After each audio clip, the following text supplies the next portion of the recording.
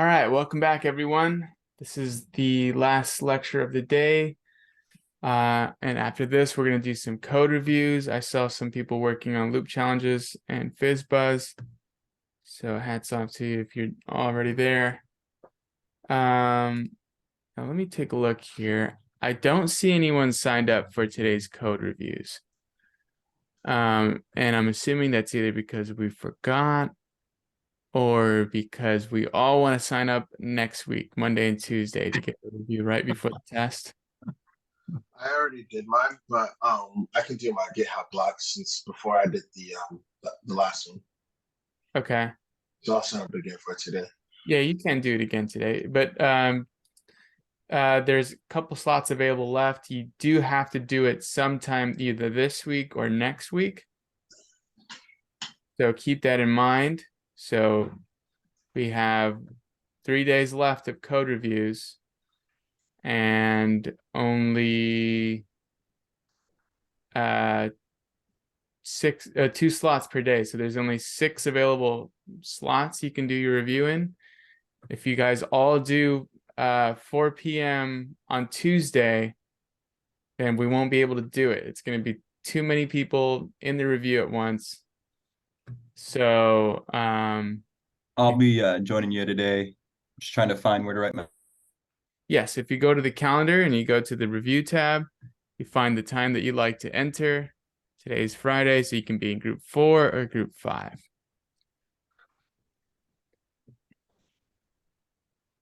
Okay, I think that's understood.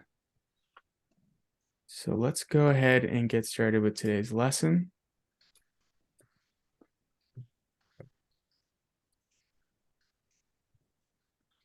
We are going to be going over how to interact with the document object model using JavaScript. So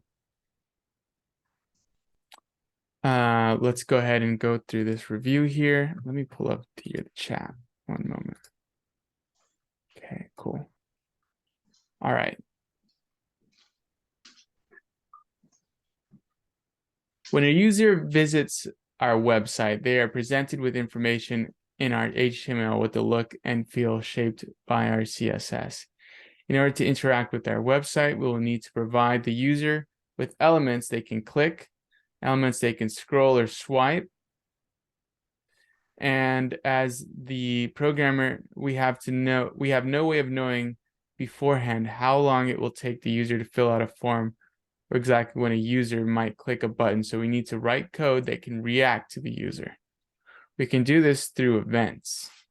Simplest event we can react to is the onClick event, which is triggered by a user left clicking their mouse or tapping on a touchscreen over the element. So let's go ahead and start building with the code we see here on the platform. Again, I'm always going to reference the platform so that whenever you guys get stuck, you can either refer to this lecture or go back to this exact place on the platform, okay? So let's go ahead and do this. I am creating a boilerplate right now for us to use.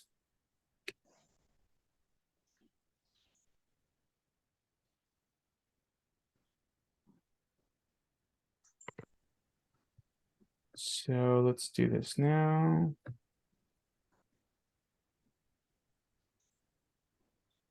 Okay. I'm going to open a folder. Let me just create it here. JavaScript.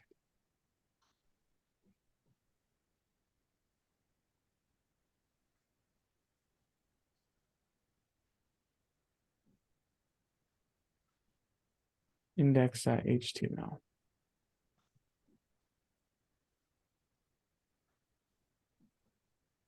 Now here, I'm going to copy this button.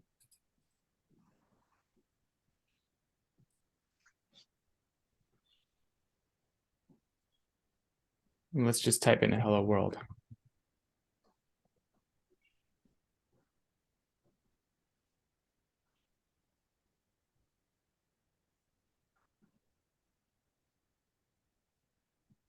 Okay, so here we are, hello world, and then we have our button here, just a simple button.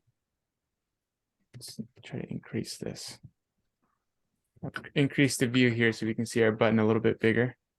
So now that I copied this into my code, all I have here in my code is an alert. We have inside the button, on click equals, and then in the quotations, we have a function call, alert. And in this function call, we have in the parentheses, in quotation, the words hello. And when we click it, we see this pop up that says, this page says hello. So yes, Justin, I'm implementing it right into the HTML. This is our first demo. So we start with things simple, and then we're going to go ahead and make it more complex as we go. But Inside of that, do you need to use the single tick quotations when you're No. inside of a double tick? It doesn't matter. No. Actually, scratch that. Yes. Yes. Did I say no? I meant to say yeah. Well, I think it has to do with, let me see here. Now that you asked, might as well experiment with it.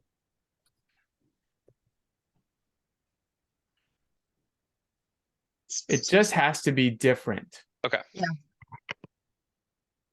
So it just has to be different than the quotation outside. So I'll just switch it back to what it was. So the answer is no, as long as this is different. There we go. Fix my answer. Okay, now let's see here. We can put any message we'd like. Say any message we'd like. Oh, and if you put apostrophe too, it doesn't like that.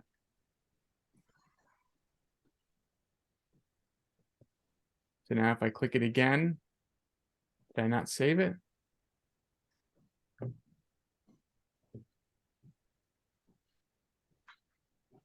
I didn't refresh it.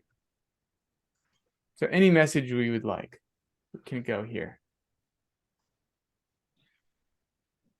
Okay, so this is our first interaction with JavaScript on our web page. Let's see what else we can do. So in our previous example, we show how easily we can use a built-in function like alert. What if we wanted to use a custom function that we have written ourselves? Okay, so now we're going to start making a JavaScript file. But before we do that, let me just show you what we can do here. We can create a script tag. And in here, we can write whatever we'd like. So for example, I'd want to like console.log hello here. And so now, if I inspect my page, if I go to the console section, we'll have a hello there already waiting for us. So I'll refresh the page. And as soon as I get here, there's already a console log. That's because I can write JavaScript within this script tag here. In this script tag, I can write JavaScript. Now, just like CSS, we want to separate it out because otherwise it's going to look too messy. We want only HTML in our HTML file, and we want to keep JavaScript in our JavaScript file. So I'll create here a JavaScript file. I'll call it script.js.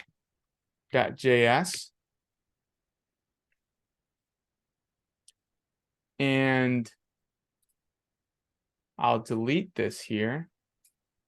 Start from fresh. Script. As soon as I begin to type script, there's going to be an option that says script src. And here is where I can write the name of our script tag, script.js.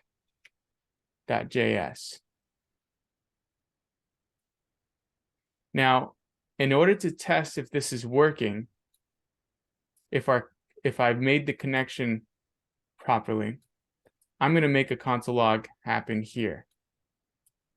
So I'm going to say console.log on the script.js page. So now if I refresh, yes, it did console. It did console log this. Does that script tag always go in the body in HTML? Yes, at the bottom of the body. At the bottom. And that's because we want our HTML to load, to update fully, and then read our script tag after it's read the HTML, so that any changes our script tag makes to the HTML, it's done after it's read the default version of the body here. Okay, thank you.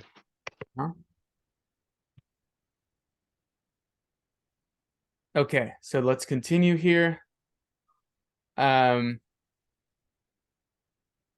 Now we can also, besides just writing console logs, we can create functions. Okay, so how do we invoke a function? Well, let's copy paste this function here. I am going to paste this in our script.js right below the console log.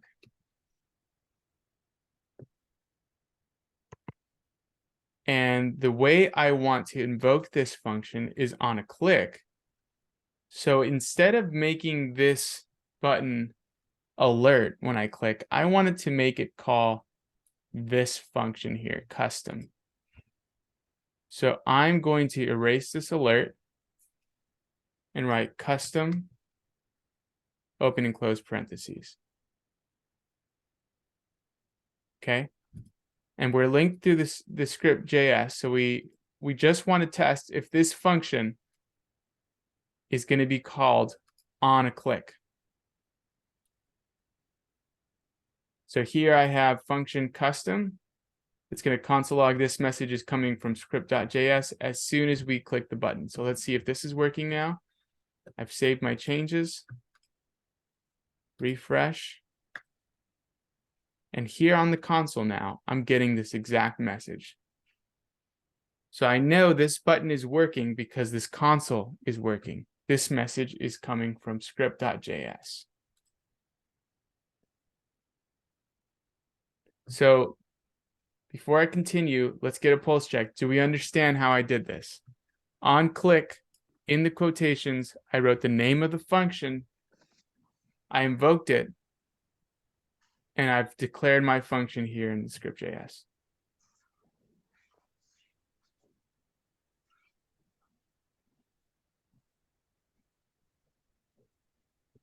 When we're asking for help on our JavaScript assignments, I'm going to check whenever you're asking how come my function doesn't work, I'm going to check first, did you console log to make sure that you're connected?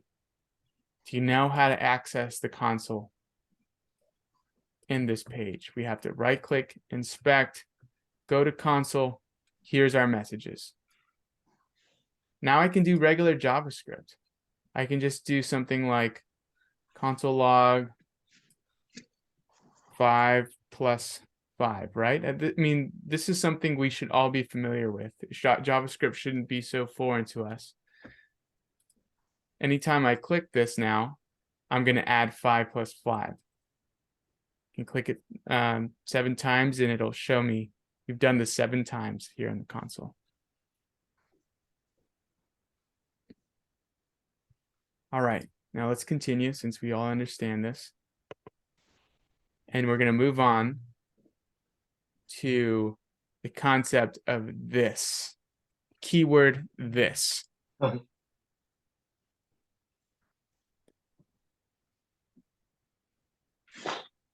Okay, so let's go over this. As we've seen in the previous lesson, we can use alert to react to users clicking on elements on our page. If we want to do something more, like manipulate the element that is clicked on, we can make use of this, a special parameter to pass in the custom JavaScript functions we write. This is a special parameter. So now let's do an example of this button here. I'm going to take this button. I'm going to paste it below. I'm going to comment out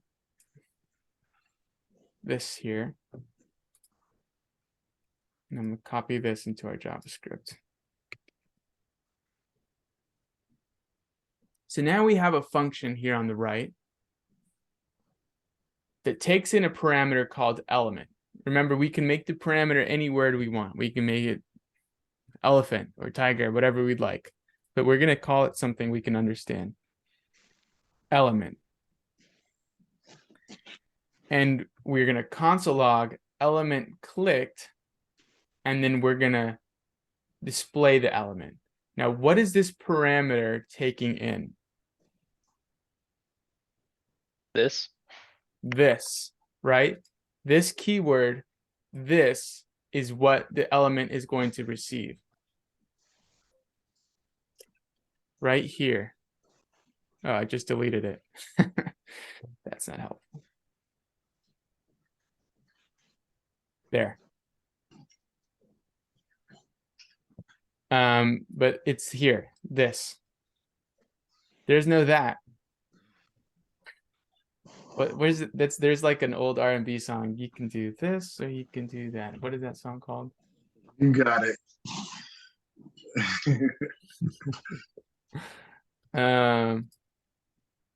So there's this. Naughty by nature. Okay. Weapon of choice. Here we go. So now let's just get on with this. No pun intended. So now when I click the button, I can see here element clicked and then the element that it passed through. The element is the button itself. Isn't that interesting? Now we can console log anything on our HTML page, and we can refer to anything on our HTML page by that keyword this. So with this keyword, we can do a lot of things. Let's dig into this. When this button is clicked, it should console log something like this below. Yes, we got this. The power of this is that we can use JavaScript to read the content of the element or to even manipulate it if we like. There are a number of things we can do to manipulate the element, like changing its style or changing its content. Text is one of the most common things we can manipulate. We can do this by using the inner text property, this one here now. All right. So I'm going to copy these buttons now. Let's comment out this button here.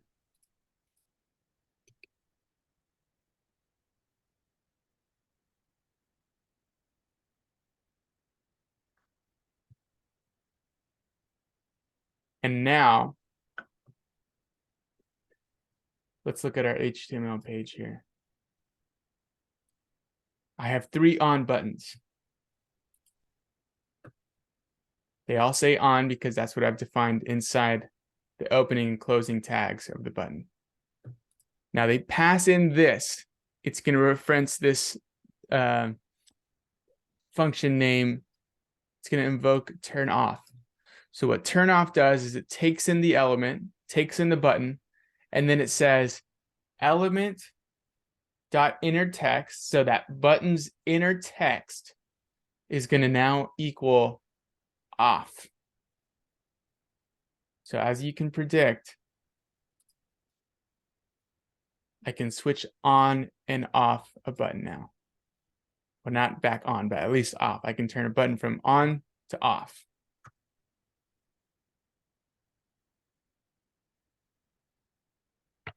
In the JavaScript, I know we use, in these examples, we've been using element. Is that specific to calling the element on the page, or we can use whatever as long as that JavaScript is called in the HTML for that button? Yes, let's test it out. I'm going to call it penguin. And if I say penguin dot inner text off, let's see what happens. Still works. The reason is we use element for its literal name, for readability. So we can understand. So like I said, you can use any parameter you'd like there, and you can reference it by that parameter. It's still going to be whatever you pass in, which is this. That goes for any JavaScript function anytime. Could you turn the turn off element function into an on off button by using if statements? Yeah, we can do that. If inner text equals off, then turn on. Yeah, let's try that. Turn off. Let's try that. So we can say if element dot inner text is equal to on,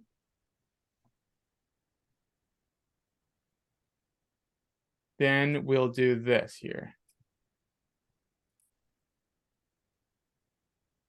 Else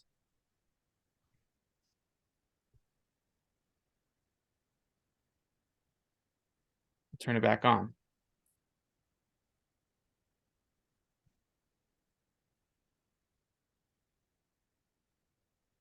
So now I can turn these off, and if it's detecting that its value is off, then it will turn on.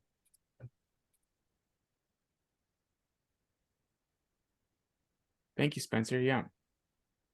Good question. Pretty sick. Right? Now you have a light switch. You can turn something off or on your page.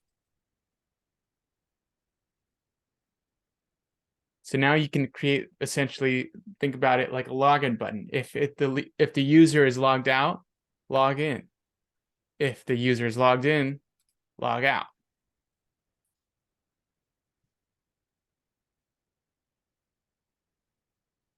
Notice how in each case, the button that is changed is the one that's being clicked, right? If you click this button, it's not going to turn off this or this button, right? It's only going to work if you pass in. This is only going to refer to the element here, right? So if I give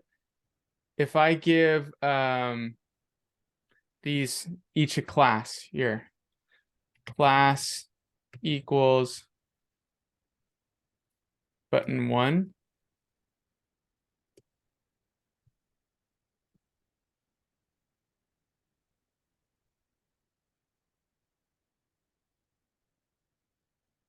Now you can say button 2, button 3, and I want to console log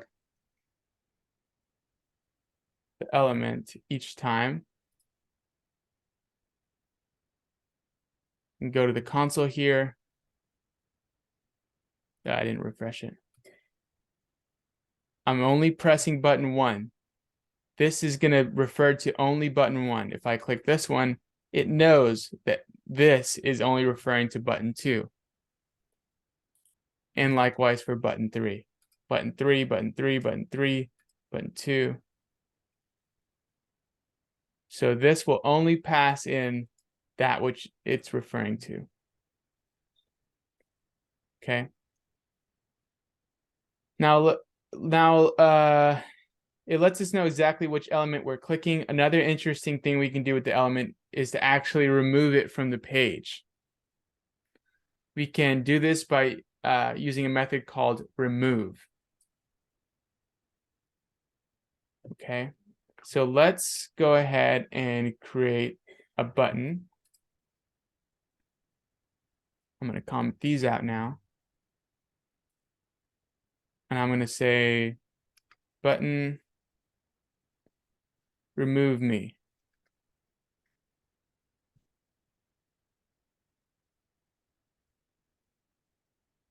And in this button,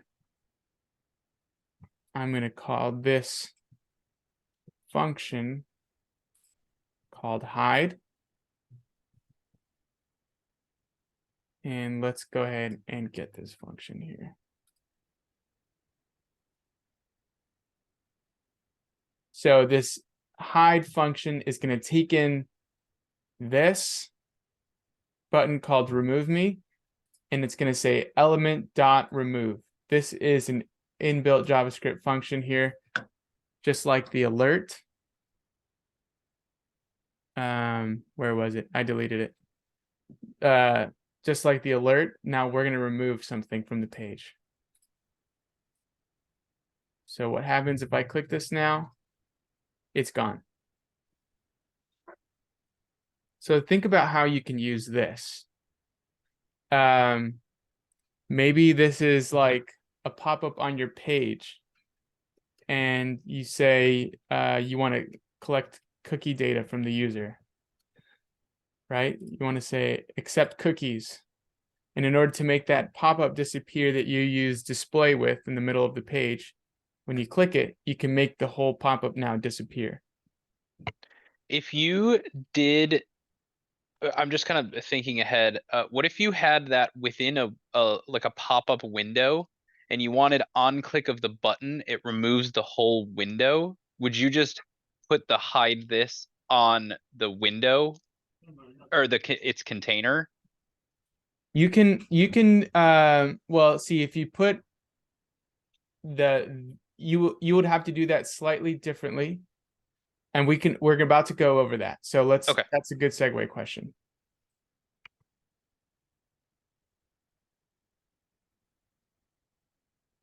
So in this assignment, we're going to make this button go from login to log out. Okay, this is just an ordinary page, as you can see. And we're going to be requiring you to do that exactly. When you click this add definition, it's going to remove this button. To answer your question, I think I would be going into into Monday's lecture here. Okay. So I do want to answer it, but let's save it for Monday. But thank you. All right. Okay. So here you'll be changing the content of the button from login to log out. And when you click this button, you'll be removing it from the page. Also, when you click these likes button, it's going to make this pop-up saying Ninja was liked. Every time you like it, you don't have to increase the likes, the number there, but you just need it to alert something. Ninja was liked. Okay. Now, one more thing here. Real quick, Josh. Yes, sir. Does that alert event have its own like built-in CSS positioning, or will you have to make a relative window for the alert that stays in a spot on the browser? It has its own positioning. Okay. And it's inbuilt with the browser. If there's a way to move that alert window around, I would wonder it. CISO, do you know about that? So you can't really mess with that alert too much. Mhm. You make your own JavaScript based alert with CSS and position that guy. Okay, so I just mostly was wondering if it does it on its own or if we were going to have to set its position. It does it on its own. Okay, cool. Yeah. You can later on we'll teach you how to make your own pop-up, like your own div appear on the screen. You can give CSS properties to it in the JavaScript file. So Justin now is asking, so how do I structure a web page now? Do I create HTML then CSS? Yes. So usually, yes, that's how you'll do it. You'll have a new file to add to each folder that you're working. So you'll say style.css, and you'll have these three files working together in one folder. Thanks. So yep, good questions. Okay, now let's go over the hover event. There are more events besides those tied to clicking on elements on our website. One such element relates to the user hovering, positioning their mouse over an element. This is incredibly useful in some situations, giving us more ways of interacting with our user. Hover is commonly used with two separate events. The part where the user's mouse is first over the element, called onMouseOver, and the part where it leaves the element onMouseOut. Okay, so let's go ahead and create this here now. So I have this already built. Let me go ahead and copy this. I'm going to comment this out now.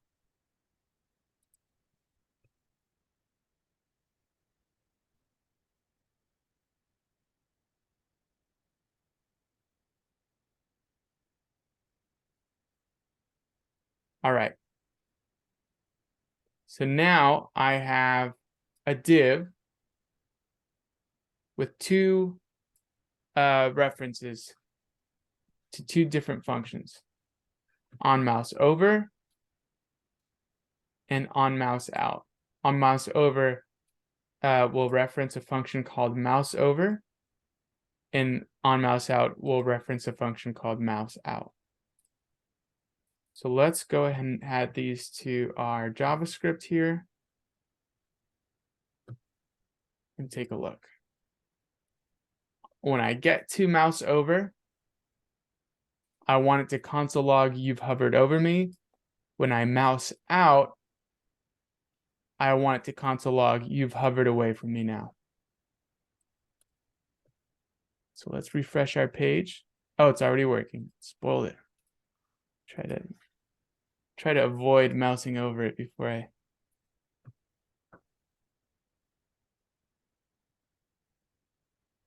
So I know the JavaScript's connected because of this console log message.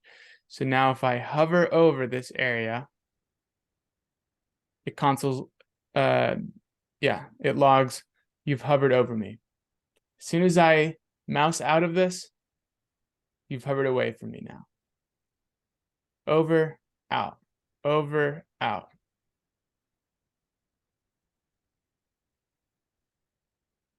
So we've learned about alert.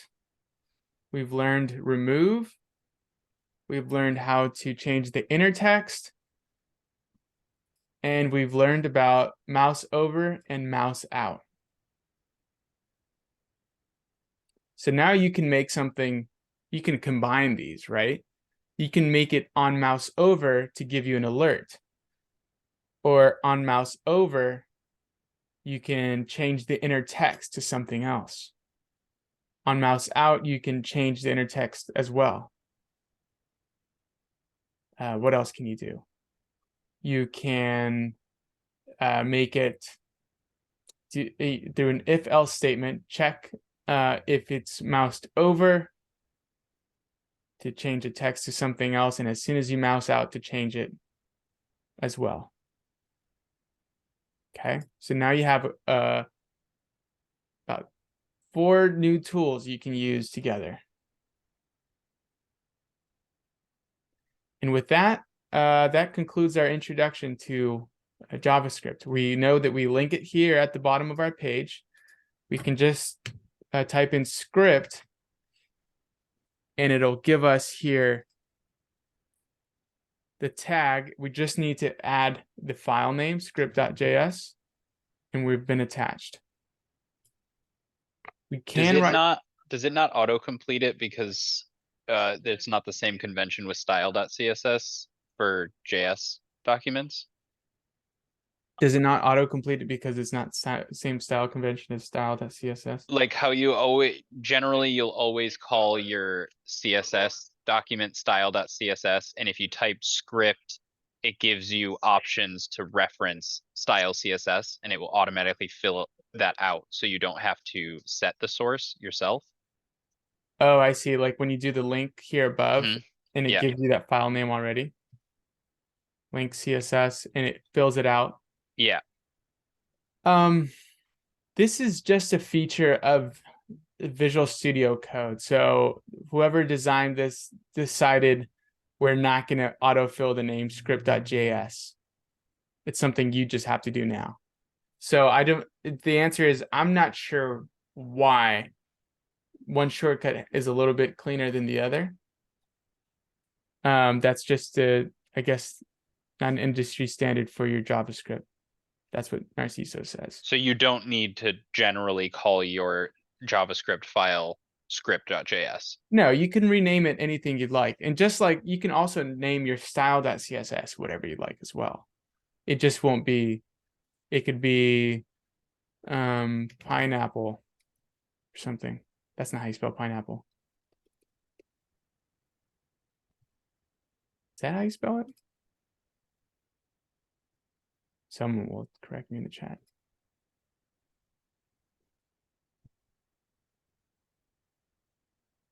Okay, so let's refresh this now. Still works. Cool.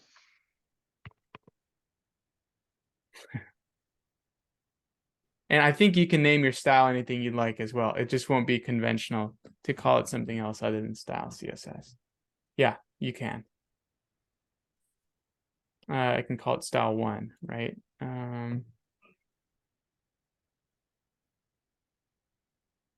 if I go here on style.css, I can say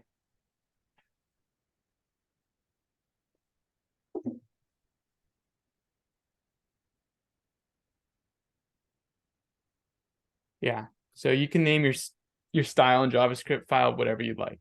Just the industry standard is index.html, style.css, and it's convenient to call your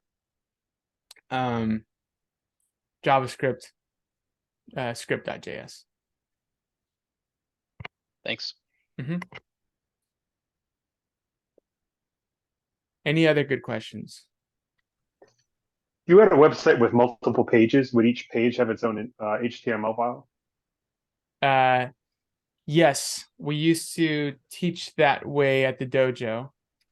To, if you wanted to link to another page entirely, you would on that click go to another HTML file. Cisa, do we do that for the Python stack still? I'm sorry, what was the question? Like if we wanted to reference another page, do we do that in the Python stack where we create multiple HTML files? Yes. Okay. Yeah, that will be what you do in Python.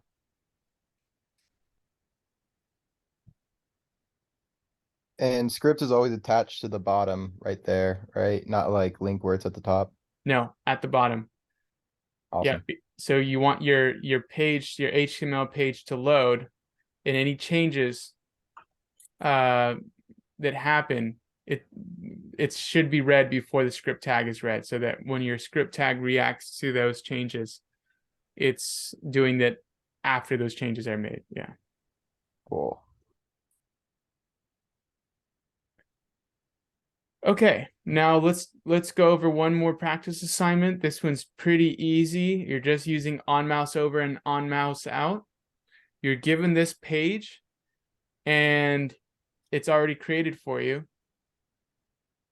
When you hover over the video, make a function that will play it using this here, play, this inbuilt JavaScript methods. So hover over this video, it will play. As soon as you hover out, it'll pause. Is it over the main one or over the thumbnails in the up next section? No, over the main one. Okay. Yep. Cool, and that ends the hard part of today's lecture. Now let's create some groups here, and then we'll do a group quiz with the remaining time we have left. So I guess I'll continue the recording. Let me just check here if anyone signed up for code reviews. Yeah, so we only have 15 minutes left. If it goes over into the time too much, we'll still do it. We'll just do it like 15 or 10 minutes after. We'll take a break. But I've noted you guys want to do it today. So, okay, cool. All right. So let me get this quiz ready. I'm going to divide you guys into groups. I'm going to post the questions on Discord. And as I post them, have a list of your answers on a document. And anywhere, you just save your answers somewhere as a group. So have someone write down your answers. Okay. So at the end, we are going to see what group wins. All right, so let's get started. Let me create the breakout groups now. Can my group have Narciso in it? That's my group. Let's see how we can recreate this. He is fun to chat with. Oh, Narciso, you're loved. He spoils me.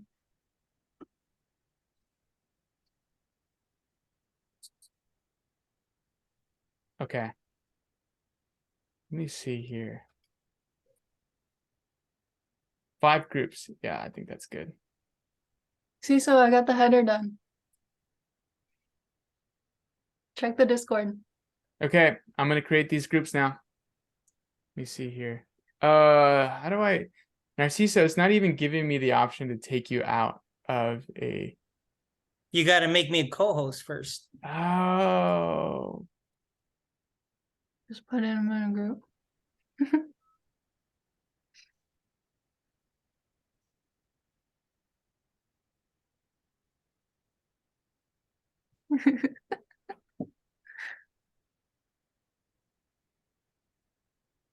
Okay. There's going to be 2 groups with 3 people. No, that's no good. I want it to be even. You built that, Tina?